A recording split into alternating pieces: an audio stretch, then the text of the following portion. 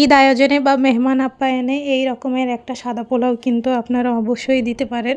শাহী এই পোলাও রান্নাটা কিন্তু সব খাবারের সাথে আপনি সার্ভ করতে পারবেন আর বাসার সবাই কিন্তু খুবই পছন্দ করবে। আশা করছি আপনাদের ভালো লাগবে। তো চলুন ভিডিওটা শেয়ার করছি আপনাদের সাথে। তো এখানে আমি পোলাওয়ের চাল নিয়ে নিয়েছি, 2 কাপ পরিমাণ আমি পোলাওয়ের চাল নিয়েছি। নিয়ে এটাকে আমি এখন ধুয়ে রেখে দিব। এইভাবে পোলাও রান্না করলে কিন্তু সবাই খুব পছন্দ করবে, স্পেশালি বাচ্চাদের কিন্তু সাদা পোলাও খুবই পছন্দ। তো রান্নার জন্য আমি এখানে চুলাতে কড়াই বসিয়ে দিয়েছি। এটাতে আমি পরিমাণ মতো তেল দিয়ে আমি 2 টেবিল চামচ ঘি দিয়েছি আর কিছু শুকনো মশলা দিয়ে দিব। তো এখানে আমি গরম মশলা দিয়ে দিলাম, লবঙ্গ, এলাচ, দারচিনি, জয়ত্রী, শাহি জিরা।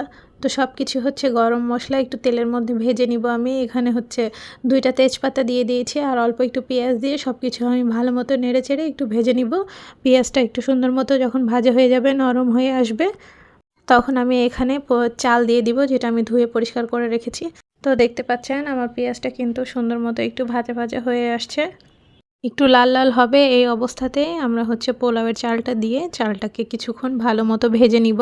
তো পোলাওয়ের চালটা আমি ভালো মতো ধুয়ে 20 মিনিট পানিতে ভিজিয়ে রেখেছিলাম। তারপরে আমি এটাকে পানি ছেঁকে পানি ঝরানোর জন্য রেখে দিয়েছি। তো এখন আমি পোলাওয়ের চালটাকে ভালো মতো নেড়ে চেড়ে ভেজে নিচ্ছি।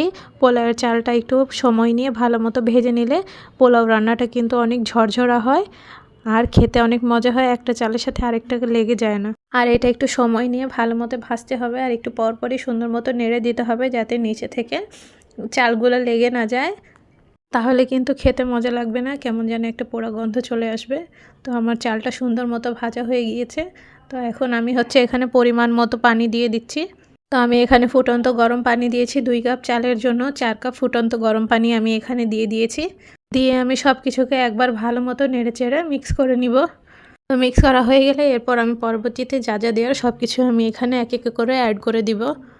তো এখন এখানে আমি লবণ দিয়ে দিব, পরিমাণ মতো লবণ দিয়েছি। লবণের মাপটা বুঝতে চাইলে 1 কেজি চালের জন্য 2 চামচ লবণ দিতে হবে। আর আমি এখানে 1 মুঠ ভরে কিশমিশ আর আলু বোখারা দিয়ে দিয়েছি আর 2 টেবিল চামচের মতো আমি পাউডার দুধ দিয়েছি। দিয়ে সব কিছুকে আরও একবার ভালো মতো নেড়ে চেড়ে মিক্স করে দিলাম। আর এখন এখানে আমি দিয়ে দিব একটু কেওড়ার জল আর একটু দিয়ে দিব গোলাপ জল। তো পোলাও রান্নায় এই দুইটাই আপনারা ব্যবহার করার চেষ্টা করবেন, তাহলে কিন্তু পোলাওয়ের ঘ্রাণটা অনেক ভালো আসে, অনেক শাহি একটা ফ্লেভার পাওয়া যায়। তো এখন এখানে আমি 5-6টার মতো কাঁচামরিচ দিয়ে দিয়েছি। দিয়ে সব কিছুকে সুন্দর মতো একবার নেড়ে চেড়ে মিক্স করে দিলাম। তো পানিটা যখন টেনে একদম চালের সাথে বরাবর হয়ে আসবে, তো সেই মুহূর্তে ঢাকনাটা ঢেকে আমরা এটাকে দমে রান্না করব।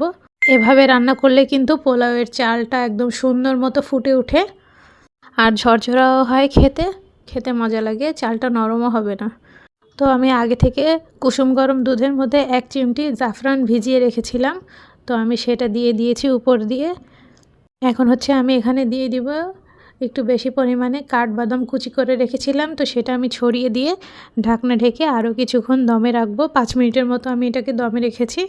এখন উপর থেকে আমি ঘি ছড়িয়ে দিচ্ছি। তো এখন 2 টেবিল চামচের মতো আমি এখানে আরও ঘি দিয়ে দিলাম। আর এই ঘি দেওয়ার কারণে কিন্তু অনেক সুন্দর একটা ফ্লেভার আসে, একদম শাহি শাহি মনে হয়। তো আপনাদের কাছে কেমন লেগেছে অবশ্যই জানাবেন। আল্লাহ হাফেজ।